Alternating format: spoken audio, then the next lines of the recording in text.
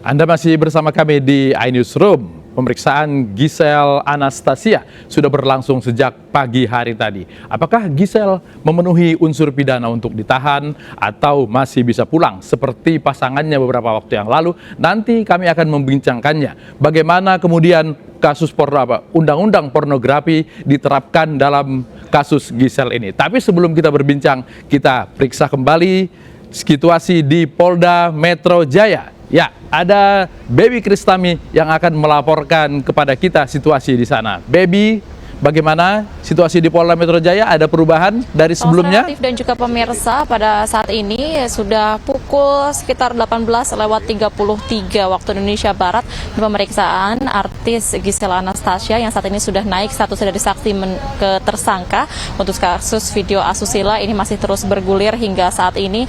Ini dimulai sejak pagi tadi pukul 10 pagi waktu Indonesia Barat. Namun Giselle Anastasia beserta juga kuasa hukumnya yaitu Sandi Arifin tiba 1 jam lebih awal tadi pukul 9 pagi waktu Indonesia Barat, seperti tadi saya sudah sampaikan pada laporan sebelumnya. Dan diketahui tadi Giselle Anastasia juga memakai baju warna putih dan masuk langsung ke Direktorat Reserse Kriminal Khusus Polda Metro Jaya ini melalui pintu samping, sehingga memang rekan-rekan media tadi pagi sempat kesulitan untuk mengambil langsung gambar dari masuknya Giselle Anastasia ke Direktorat Reserse Kriminal Khusus. Namun tadi untuk kuasa hukum Giselle Anastasia yaitu Sandi Arifin sempat menyapa sebentar karena rekan media yang sudah menunggu sejak pagi, yang mengatakan memang tidak ada persiapan khusus yang dipersiapkan untuk pemeriksaan pada hari ini terhadap Giselle Anastasia yang sudah berstatus tersangka atas kasus video asusila. Diketahui pula untuk tersangka yang lain yaitu Michael Yukinobus de Vreste ini juga sudah menjalankan pemeriksaan sebelumnya pada tanggal 4 Januari 2021 lalu. Pemeriksaan ini berjalan selama kurang lebih 12 jam. Tim penyidik tidak melakukan penahanan terhadap tersangka MYD, namun ini diharuskan untuk tersangka MYD melakukan wajib lapor selama 1 kali dalam kurun waktu 2 minggu, entah itu di hari Senin ataupun hari Kamis sampai dengan hasil pemeriksaan dari Giselle Anastasia ini keluar.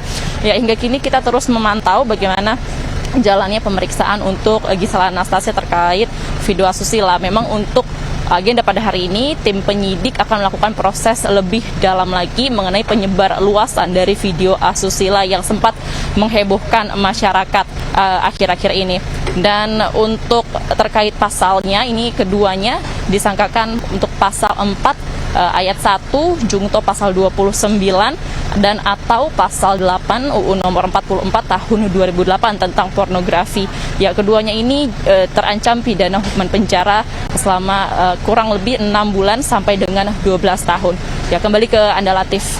Kembali ya. Oke, terima kasih Baby. Nanti akan kita update lagi perkembangan dari pemeriksaan Giselle Anastasia. Terima kasih.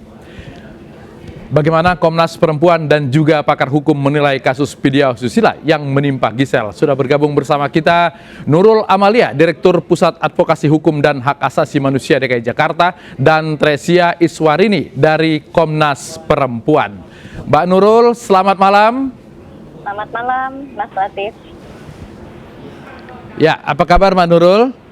Baik, alhamdulillah. Oke, dan juga ada Mbak Rini dari Komnas Perempuan. Selamat malam Mbak Rini. Ya, selamat malam.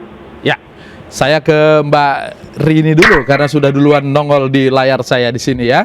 Bagaimana Komnas Perempuan menyikapi kasus ini? Kasus pemeriksaan Giselle Anastasia dalam kasus video pornografi ini.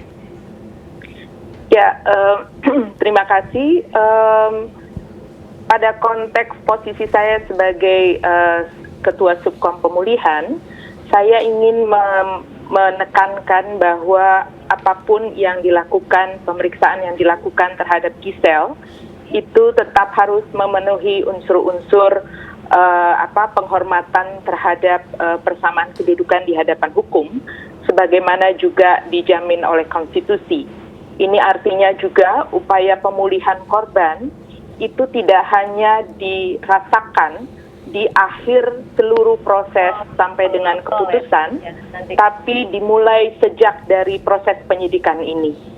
Jadi saya berharap kepolisian tidak melakukan reviktimisasi ataupun juga mengeluarkan ujaran-ujaran, pernyataan sikap, tindakan atau perbuatan lain yang mengandung stigma dan stereotip yang menjauhkan perempuan korban atau perempuan yang sedang berhadapan dengan hukum itu dari akses keadilan saat menempuh jalur hukum.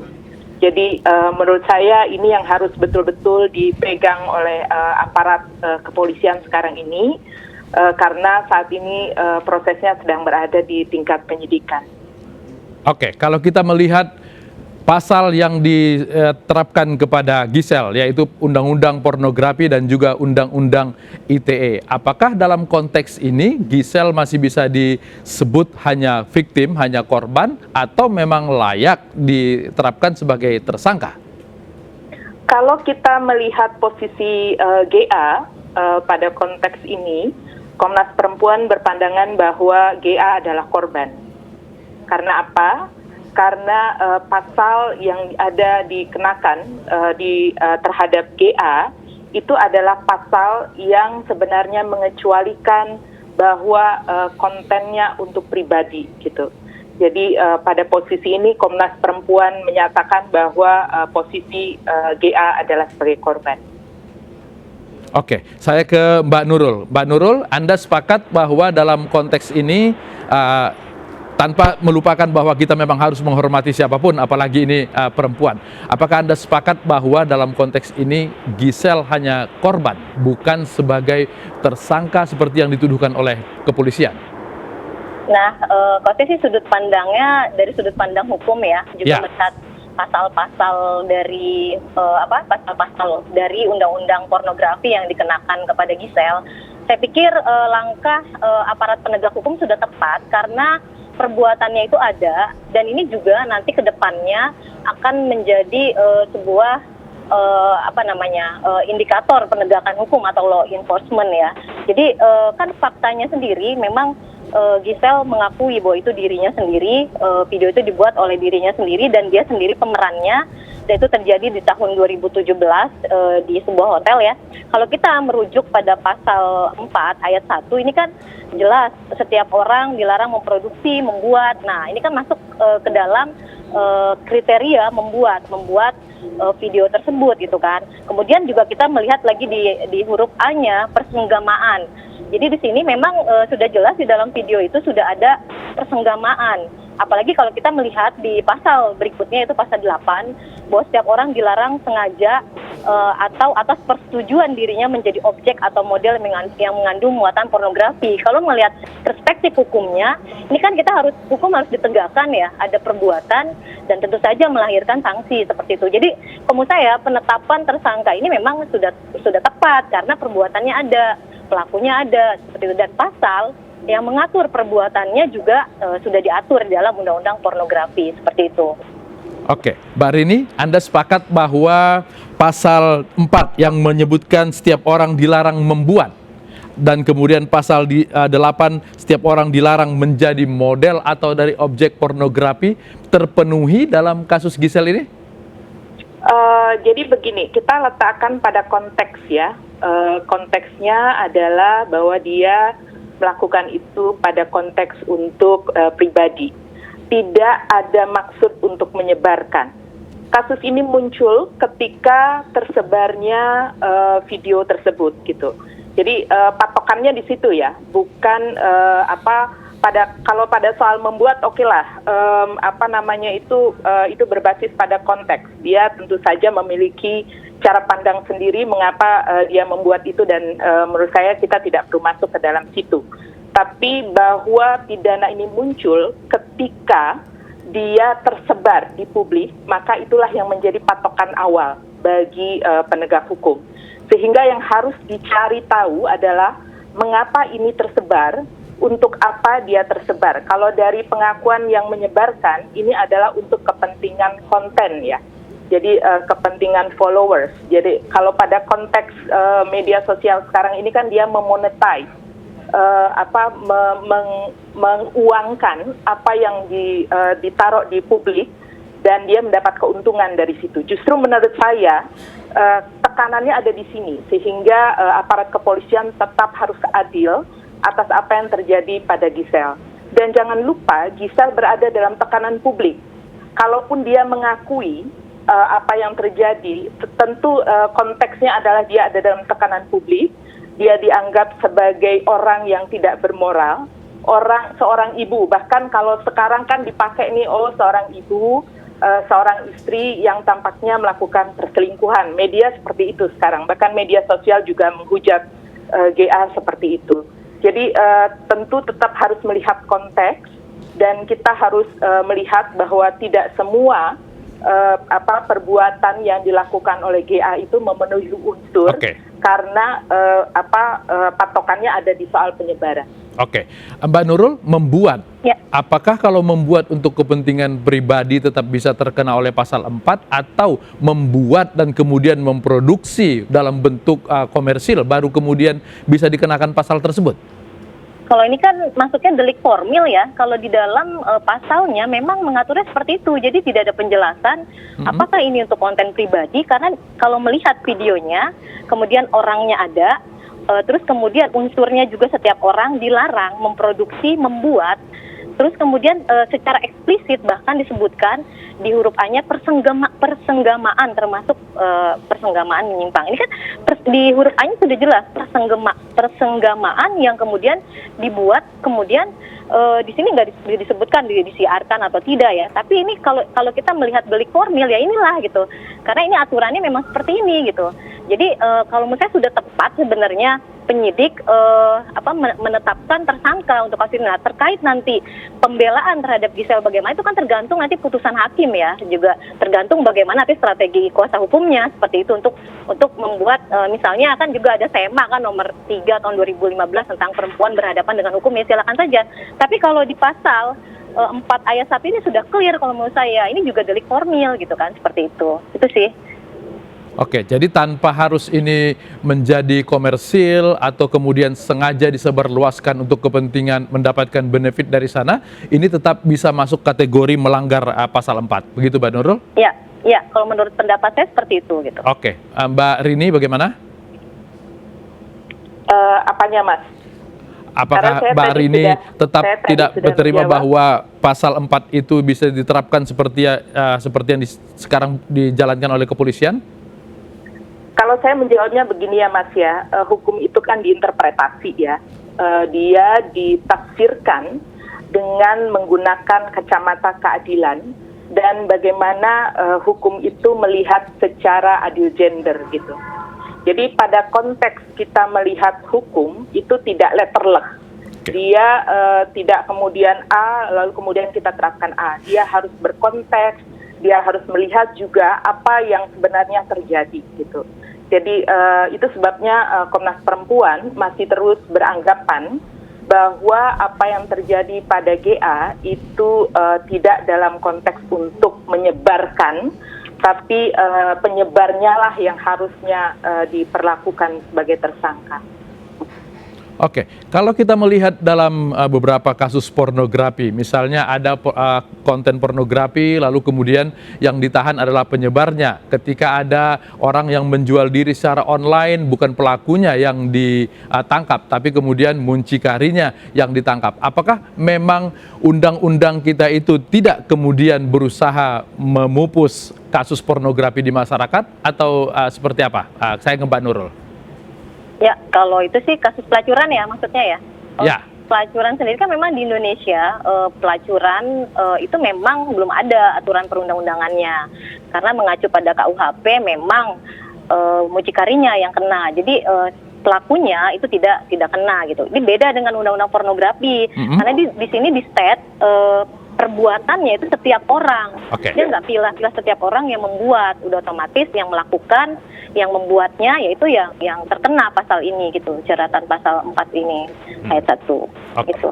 Kalau kita lihat ancaman hukumannya yang lebih dari 10 tahun untuk menjadi ditahan, untuk menjadi masuk dalam tahanan, unsur-unsur pidana macam apa yang harus dipenuhi sehingga kemudian polisi baru bisa melakukan penahanan?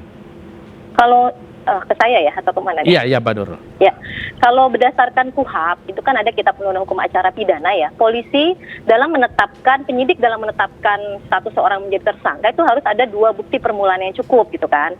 Jadi harus ditentukan dulu bukti permulaan cukupnya harus sudah ada untuk menetapkan seseorang menjadi tersangka. ketika bukti permulaan yang dianggap sudah cukup ada, maka seseorang ditetapkan sebagai tersangka. Nah, untuk penahanan sendiri ini kan ada hal-hal yang sifatnya subjektif ya. Jadi ketika seseorang misalnya dikhawatirkan kabur ya atau menghilangkan barang bukti, ini kan rasa subjektifnya penyidik, maka seseorang tersebut yang diduga keras melakukan sebuah tindak pidana, dia bisa untuk dilakukan penahanan terhadap dirinya. Tidak mesti selalu tersangka itu selalu ditahan, tidak mesti. Tapi kebanyakan memang tersangka itu biasanya ditahan seperti itu, karena tadi ada pandangan subjektif penyidik ya, khawatir dia kabur atau menghilangkan melarikan diri atau menghilangkan barang bukti atau menghancurkan barang bukti, seperti itu sih. Oke, saya ke Mbak Rini. Mbak Rini, tentu saja kita tidak mau bahwa kemudian ada yang menjadi korban, sudahlah menjadi korban karena pencemaran nama baik, lalu kemudian juga mendapat penahanan seperti ini. Kalau istilahnya Komnas Perempuan itu kekerasan siber berbasis gender. Apa masukan dari Mbak Rini? Ya, pertama tentu kita harus meninjau kembali Undang-Undang Pornografi dan Undang-Undang ITE ya. Pada titik tertentu Undang-Undang Pornografi dan Undang-Undang ITE itu kadang-kadang justru tidak berpihak pada perempuan dan justru mengorbankan kembali perempuan gitu. Karena interpretasinya seringkali interpretasi yang basisnya moral, bukan interpretasi yang berbasis pada keadilan gender. Itu yang pertama. Lalu yang kedua, kita juga penting untuk melihat bahwa urusan atau perkara ini itu juga sebenarnya mensyaratkan ada upaya pemulihan, mulai dari tingkat penyidikan sampai dengan akhir keputusan gitu. Jadi di tingkat penyidikan ini, kalau kami menyebutnya sebagai sistem peradilan pidana terpadu penanganan kekerasan terhadap perempuan, SPPT PKKTP, maka disyaratkan aparat penegak hukum untuk bersikap sangat adil, seperti yang tadi saya katakan, tidak melakukan diskriminasi, diskriminasinya bisa berupa ujaran-ujaran atau perilaku yang melecehkan atau menstigmatisasi atau stereotype. Dan ketika nanti di tingkatan kejaksaan dan pengadilan juga begitu, karena ada Perma 3 2017 yang memberikan pedoman bagi para hakim untuk mengadili perkara terkait perempuan. Jadi urusan pemulihan ini menurut saya menjadi satu hal yang penting untuk digarisbawahi, mengingat banyak sekali korban dari KBGO yang sampai dengan sekarang ini belum bisa diakomodir dalam hukum Indonesia. Oke, saya ke Mbak Nurul. Ini mungkin sekaligus sebagai closing statement. Pernah ada satu gerakan jangan bugil di depan kamera. Artinya banyak juga orang yang resah dengan pornografi macam ini. Bagaimana kemudian ke depan supaya tidak ada yang menjadi victim, tapi penegakan hukumnya bisa berjalan dengan baik? Ya, kalau saya sih nanti melihat dampaknya ya, apabila kasus seperti ini tidak ada penegakan hukumnya atau law enforcement-nya terhadap perbuatan pornografi yang sudah jelas aturan hukumnya ada gitu kan, maka ini tentu saja akan berdampak buruk ya. Dan kemudian dampak lainnya juga terhadap perlindungan anak dari bahaya konten pornografi. Jadi kan akan semakin mudah diakses, jadi tidak ada efek jera gitu. Kedepannya memang sebuah aturan atau peraturan perundang-undangan itu harus melahirkan sanksi. Dan itu kan sudah jelas sanksinya ada gitu kan. Dan ditegakkanlah sanksi itu seperti itu. Soal berat ringannya sanksi yaitu nanti bagaimana tergantung pertimbangan hakim memutuskan perkara ini seperti itu. Jadi saya lebih setuju ketika ditegakkan dulu gitu kan hukumnya. Ini kan ada perbuatannya, aturannya ada gitu kan. Pelakunya ada, ditegakkan dulu aturan-aturan hukum yang sudah ada di Indonesia gitu seperti itu. Jadi kedepannya sih saya berharap ini tidak menjadi presiden buruk ya, kasus-kasus terhadap konten pornografi ini dilepas begitu saja. Ini kan akan memotivasi orang gitu kan untuk membuat video dengan konten yang sama seperti itu dengan alasan pribadi atau lainnya. Itu sih dari saya. Apalagi posisi mereka sebagai pesohor yang tentu banyak followernya dan bisa menginspirasi orang lain ya. Oke. Ke Mbak Rini. Mbak Rini, supaya tidak ada lagi korban, tapi kemudian juga pornografi bisa kita tindak secara hukum. Silakan. Ya, pertama adalah memang perlu hukum yang betul-betul memiliki perspektif perempuan ya. Jadi itu yang tadi saya katakan bahwa kita perlu mereview kembali Undang-Undang Pornografi dan Undang-Undang ITE kita, lalu kemudian juga KUHP dan KUHAP kita juga yang perlu kita preview, kita perbaiki, dan kemudian juga membangun upaya untuk memastikan bahwa perempuan dan juga termasuk anak ya, terutama anak, karena anak kan juga kalau pada konteks Undang-Undang Perlindungan Anak itu sangat dijaga gitu, untuk juga melek digital gitu. Dan untuk melek digital ini memang menjadi satu syarat, tapi juga konteks bahwa tidak banyak orang yang memahami melek digital itu juga harus dilihat sebagai bukan sesuatu yang menyebabkan dia kemudian harus memasuki wilayah hukum gitu. Ini yang juga harus menjadi pertimbangan dari aparat kepolisian. Baik, Tresia Iswarini dari Komnas Perempuan dan juga ada Nurul Amalia dari PAHAM. Terima kasih sudah terlibat dalam perbincangan menarik di iNewsroom malam hari ini. Dan pemirsa, masih banyak informasi yang harus kita perbarui. Jangan kemana-mana.